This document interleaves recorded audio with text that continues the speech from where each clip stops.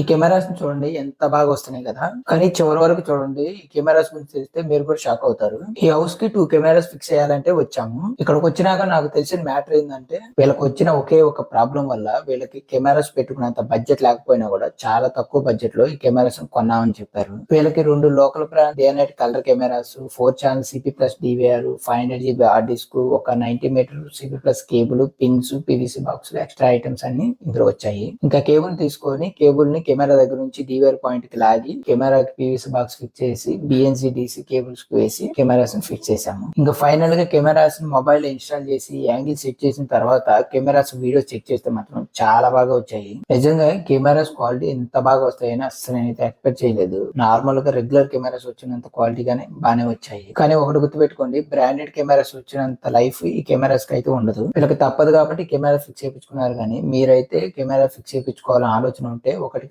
సార్లు కెమెరాస్ గురించి కనుక్కొని ఫిక్స్ చేయించుకుంటే ఆ కెమెరాస్ కి లైఫ్ అనేది ఎక్కువ. అలాగే సీసీటీవీ గురించి ఇన్ఫర్మేషన్ తెలుసుకోవాలంటే మన ఛానల్ ఇప్పుడే సబ్స్క్రైబ్ చేసుకోండి.